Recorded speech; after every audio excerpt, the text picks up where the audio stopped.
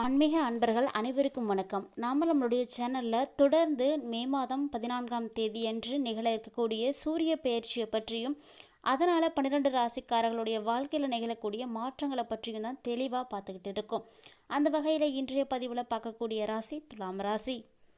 பொதுவாகவே நவ கிரகங்களும் தன்னுடைய இடத்தை அப்பப்போ மாற்றி அமைச்சுக்கிட்டே இருக்கும். காரணம் பார்த்தீங்கன்னா ஒவ்வொரு கிரகத்திற்குமே ஒரு குறிப்பிட்ட கால இடைவெளி அப்படின்றது கண்டிப்பாக இருக்கும். அது மட்டும் இல்லாமல் அவர்களுக்குரிய தனித்தன்மையோடு காணப்படுவாங்க. அந்த வகையில் நவ கிரகங்களுக்கு ராஜா அப்படின்னு சொல்லக்கூடிய கிரகம், தலைவன் அப்படின்னு சொல்லக்கூடிய கிரகம் பார்த்திங்கன்னா சூரிய பகவான் தாங்க.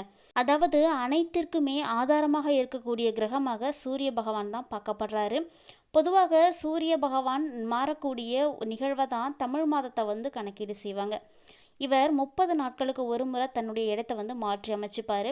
இதுபோல் மே மாதம் 14ஆம் தேதி அன்று நிகழக்கூடிய சூரிய பெயர்ச்சியானது வைகாசி மாதமானது பிறக்கக்கூடிய நாளாகவும் பார்க்கப்படுது. வேத ஜோதிடத்தில் 9 கிரகங்களில் சூரியன் அப்படிங்கிறது ரொம்ப ரொம்ப மிகப்பெரிய கிரகம். அதாவது இந்த கிரகத்தினுடைய இயக்கம் இல்லை அப்படின்னா எந்த விதமான இயக்கமுமே செயல்படாது அப்படின்னு சொல்லக்கூடிய அளவுக்கு ரொம்பவே தலைமைத்துவம் பெற்றதும் கூட. அந்த வகையில் மே மாதம் 14ஆம் தேதி முதல் ஜூன் மாதம் 14ஆம் தேதி வரைக்குமே ரிஷபராசியில் சஞ்சரிக்கக்கூடிய கிரகமாக இந்த சூரிய கிரகம் பார்க்கப்படுது. பொதுவாகவே சூரியன் அப்படின்னு எடுத்துக்கிட்டிங்க அப்படின்னா அரசு வேலை, தன்னம்பிக்கை, மரியாதை, கௌரவம், தந்தையினுடைய காரணியாக கருதப்படக்கூடியவர். அனைத்து விதமான அரசு சம்பந்தப்பட்ட விஷயங்களுக்கும் ரொம்ப ரொம்ப உதவியாக இருக்கக்கூடியதுன்னா அது சூரிய பகவான் தான். இப்படி சூரிய பகவானுடைய கிரகமானது எந்தெந்த ராசிக்காரர்களுக்கு ஜாதகத்தில் உச்சம் பெற்று இருக்குதோ கண்டிப்பாக அவங்க எந்த ஒரு சமயத்திலாவது அரசு சம்பந்தப்பட்ட ஏதாவது ஒரு வேலைக்கு போவாங்க அப்படின்னு சொல்லுவாங்க. அந்த வகையில் சிம்மராசிக்கு அதிபதியாக இருக்கக்கூடியவர் தான் இந்த சூரிய பகவான். மோஸ்ட்டாக பார்த்திங்கன்னா சிம்மராசியை உடையவர்கள் ஏதாவது ஒரு அதிகாரத்துவத்தில் தான் காணப்படுவாங்க. அதாவது அவர்களுக்கு கீழே யாராவது வேலை செய்கிற மாதிரி ஏதாவது ஒரு டீம் ஃபார்ம் பண்ணால் கூட அதுக்கு அவங்க தான் ஹெட்டாக இருக்கிற மாதிரி தான் இருப்பாங்க. ஏன்னா அப்படிப்பட்ட ஒரு தன்னம்பிக்கையோட தைரியத்தோடு இருக்கக்கூடிய திறமைசாலிகளாக அவர்கள் தான் பார்க்கப்படுவாங்க. சூரிய பகவான் எப்படி நவ கிரகங்களுக்கும் தலைவனாக இருக்கிறாங்களோ அதே போல தான் சிம்மராசி என்பவர்களும் காணப்படுவாங்க. அப்படிப்பட்ட சிம்மராசி ஒரு ராசியில் 1 மாதம் காலம் வரைக்கும் தாங்க பயணிப்பாங்க. தற்போது சூரிய பகவான் செவ்வாயை ஆளக்கூடிய மேசராசியில் பயணித்துட்டு இருக்காரு.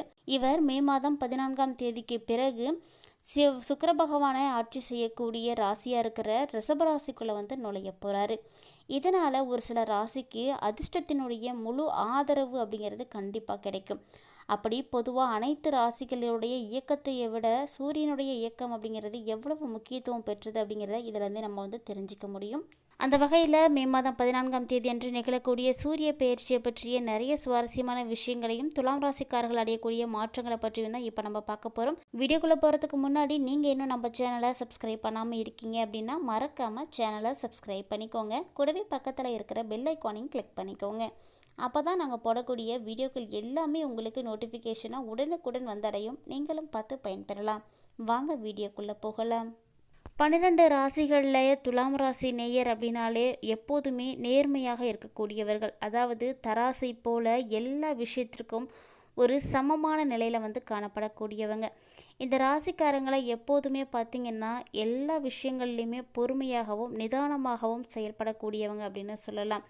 அப்படிப்பட்ட துலாம் ராசி அன்பர்களுக்கு சூரிய பகவானுடைய பெயர்ச்சி என்ன மாதிரியான தாக்கங்களை எல்லாம் ஏற்படுத்த போகுது அப்படின்னு பார்க்கறதுக்கு முன்னாடி யாருக்கெல்லாம் துலாம் ராசியானது காணப்படுதோ அவங்களாம் தவறாமல் வீடியோக்கு லைக் பண்ணிக்கோங்க. மேலும் வீடியோ கீழே இருக்கக்கூடிய கமெண்ட் பாக்ஸில் சூரிய பகவானே போற்றி போற்றி அப்படின்ற மந்திரத்தையும் மறக்காமல் கமெண்ட் பண்ணிக்கோங்க. துலாம் ராசி நேயர்களை பொறுத்த வரைக்கும் தற்போது நிகழக்கூடிய சூரிய பெயர்ச்சியானது மே மாதம் 14ஆம் தேதி அன்று நிகழ இருக்குங்க. இந்த மே மாதத்தில் நிறைய கிரகங்களானது பெயர்ச்சி ஆகுது. இருந்தாலுமே கூட இந்த சூரிய பெயர்ச்சி துலாம் ராசி நேயர்களுக்கு லாப வீட்டுக்கு அதிபதியாக இருக்கக்கூடிய சூரிய பகவான் 8வது வீட்டில் பெயர்ச்சியாக போகிறாரு. 8வது வீட்டில் சஞ்சரிக்கக்கூடிய சூரிய பகவானால் உங்களுக்கு திடீர் சம்பவங்கள் அப்படின்னு எது வேணாலும் நடக்கலாங்க. அதாவது திடீர் சம்பவங்கள் அப்படின்னு சொல்லும் பொழுதே நமக்கு ஆபத்துக்கள் தான் ஞாபகத்துக்கு வரும் இல்லையா? அதே போல தான் காயம், ஏதாவது ஒரு விபத்து, ஆபத்துக்கள், உடல் ரீதியாக ஏதாவது ஒரு பிரச்சனைகளை நீங்கள் சந்திப்பதற்கு வாய்ப்பு இருக்குது. அதனால் நீங்கள் கண்டிப்பாக கவனமாக இருக்கணும். மேலும் இந்த வீட்டில் சூரிய பகவான் உங்களுக்கு சஞ்சாரம் செய்யும் பொழுது ரொம்ப ரொம்ப கவனத்தோடு நீங்கள் இருக்கணுங்க. 2வது வீட்டில் அம்சம் பெற்றிருக்கக்கூடிய சூரிய பகவானுடைய காரணத்தினால வாகனங்கள் ஓட்டும் பொழுது கண்டிப்பாக நீங்கள் கவனமாக இருக்கணும். ஏன்னா திடீர் சம்பவங்கள் அப்படிங்கும் பொழுதே முக்கியமாக அந்த வாகனங்கள் மூலமாக தான் ஏற்படும். ஏன்னு பார்த்தீங்கன்னா, நம்ம ட்ராவல் பண்ணக்கூடிய வெஹிக்கல்ஸ் இப்போல்லாம் அதிகமாகிடுச்சு. கண்டிப்பாக ஏதாவது ஒரு வண்டி வாகனத்தில் தான் நம்ம வந்து பயணிக்கிறோம். அதுபோல் இருக்கக்கூடிய சமயத்தில் துலாம் ராசி என்பர்களை இந்த மாதத்தில் நீங்கள் வாகனத்தை வந்து பயன்படுத்தும் பொழுது ரொம்பவே எச்சரிக்கையாக இருக்க வேண்டும். அது மட்டும் இல்லாமல் நீங்கள் செய்யக்கூடிய தொழிலில் கூடயே நீங்கள் அதுக்கான அறிகுறியை வந்து பார்க்க முடியுங்க. காரணம் பார்த்திங்கன்னா, இந்த சூரிய பயிற்சி உங்களுக்கு கண்டிப்பாக தொழிலில் லாபத்தை வந்து கொடுக்காது.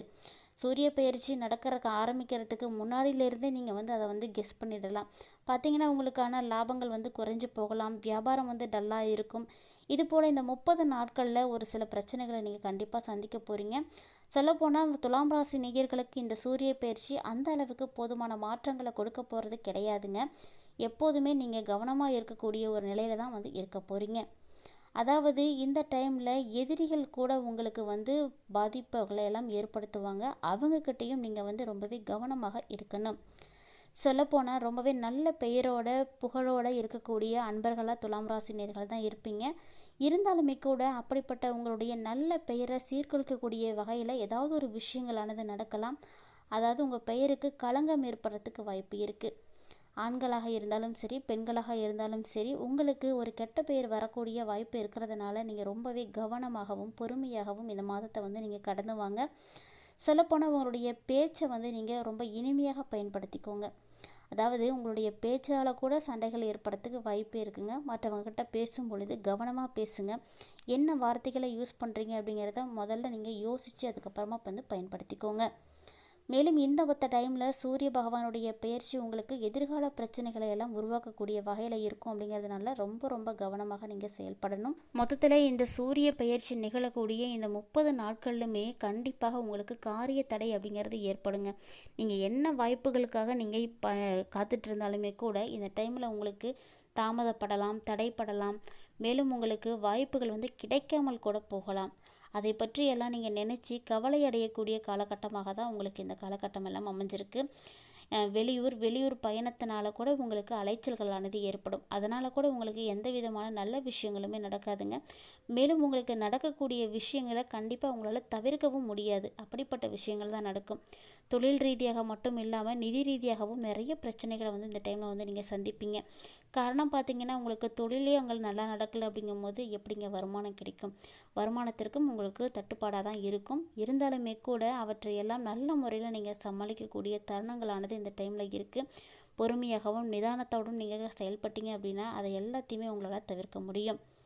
இது மட்டும் கிடையாதுங்க. திருமண வாழ்க்கையை பொறுத்த வரைக்கும் அதில் கூட உங்களுக்கு நிறைய பிரச்சனைகள், சிக்கல்கள்லாம் ஏற்படும். கணவன் மனைவிக்கு இடையே நிறைய சண்டை சச்சரவுகள் கூட ஏற்படலாம். அதனால் கண்டிப்பாக ஒருவர் விட்டு கொடுத்து போகிறது ரொம்பவே நல்லது. துலாம் ராசியை உடைய ஆண்கள் வந்து உங்களுக்கு கணவராக இருக்காங்க அப்படின்னா அவங்களுடைய நிலைமையை நீங்கள் புரிஞ்சுக்கிட்டு அவங்களுக்காக கொஞ்சம் விட்டு கொடுத்து போங்க. அவங்களுக்காக நீங்கள் பேசக்கூடிய ஆறுதலான பேச்சுக்களாக இருக்கட்டும், அவங்களுக்கு கூட கொடுக்கக்கூடிய சப்போர்ட்டாக இருக்கட்டும், இந்த டைமில் அவங்க வந்து மீண்டு வரத்துக்கு ரொம்பவே உதவியாக இருக்கும். ரொம்பவே வந்து கவனமாக இருந்துக்கோங்க. இதே பெண்களாக இருக்கீங்க அப்படின்னா நிச்சயமாக ஆண்கள் வந்து உங்களுடைய சப்போர்ட்டை வந்து பெண்களுக்கு கொடுங்க. ஏன்னா அவங்க சந்திக்கக்கூடிய பிரச்சனைகள் ஏராளமாக இருக்கலாம். அவங்களுக்கும் உங்களுடைய ஆதரவு அப்படிங்கிறது கண்டிப்பாக தேவைப்படும். முடிந்த அளவுக்கு ஒருவர் விட்டு கொடுத்து சமாளிச்சுட்டு நீங்கள் குடும்பத்தை ரன் பண்ணிங்க அப்படின்னா மட்டும்தான் ஃபேமிலியில் எந்த பிரச்சனையும் இல்லாமல் சந்தோஷமாக வந்து இருக்க முடியும். இல்லைன்னா குடும்ப வாழ்க்கையும் உங்களுக்கு மகிழ்ச்சியை வந்து இழக்கிறதுக்கு வாய்ப்பு இருக்குது. மேலும் நிறைய பிரச்சனைகளை சமாளிக்க வேண்டி வரக்கூடிய காலகட்டமாக இருக்கிறதுனால துலாம் ராசி அன்பர்களே நீங்கள் ரொம்ப ரொம்ப கவனமாக இருந்துக்கோங்க. அரசு மற்றும் அரசு துறையில் வேலை செய்யக்கூடிய அன்பர்களாக இருந்தாலுமே ரொம்ப கவனமாக இருக்கணும். இந்த டைமில் துலாம் ராசி அன்பர்களே எந்த விதமான அளவுலையும் முதலீடுகளை செலுத்தி புதுசாக எதுவும் பிஸ்னஸ் வந்து ஸ்டார்ட் பண்ணாதீங்க. ஏற்கனவே செய்துட்ருக்கக்கூடிய தொழிலே வந்து உங்களுக்கு வாய்ப்புகளையும் பலன்களையும் கொடுக்கக்கூடிய நிலையில் தான் இருக்குது. அதனால் புதுசாக எந்த ஒரு விஷயத்தையும் நீங்கள் செய்யாதீங்க. ஏற்கனவே என்ன செஞ்சிட்ருக்கீங்களோ அதையே தொடர்ந்து செய்யுங்க. இந்த சூரிய பகவான் இந்த 30 நாட்களுக்கு பிறகு தன்னுடைய இடத்த வந்து மாற்றி அமைப்பார் இல்லையா, அது வரைக்கும் கொஞ்சம் வெயிட் பண்ணி பாருங்கள். ஏன்னா உங்களுக்கான நல்ல ஒரு எதிர்காலம் பிறக்கிறதுக்கும் வாய்ப்பு இருக்குது. சூரிய பகவான் ரிஷபராசிக்கு மாறக்கூடிய இந்த ஒரு தருணத்தில் 30 நாட்கள்லையும் துலாம் ராசி அன்பர்கள் கவனமாக இருங்க. இந்த சூரியனோடு மற்ற கிரகங்கள் சேரும் பொழுது உங்களுக்கு நிறைய பிரச்சனைகள் வந்து சரியாகிறதுக்கும் வாய்ப்பு இருக்குங்க. நம்முடைய வாழ்க்கையில் நடக்கக்கூடிய அனைத்து விதமான விஷயங்களுக்கும் கிரக அமைப்புகள் தான் காரணமாக இருக்கிறது. அப்படிங்கிறதுனால கிரகங்களை பொறுத்து மாற்றங்கள் கண்டிப்பாக ஏற்படும். இந்த வீடியோ உங்களுக்கு பிடிச்சிருந்தா லைக் பண்ணுங்கள், ஷேர் பண்ணுங்கள், மறக்காமல் கமெண்ட் பண்ணுங்கள். மேலும் இது போன்ற சுவாரஸ்யமான தகவல்களை எல்லாம் உடனுக்குடன் தெரிஞ்சுக்கிறதுக்காக நம்மளுடைய சேனலை சப்ஸ்கிரைப் பண்ணிவிட்டு தொடர்ந்து ஃபாலோ பண்ணிக்கோங்க.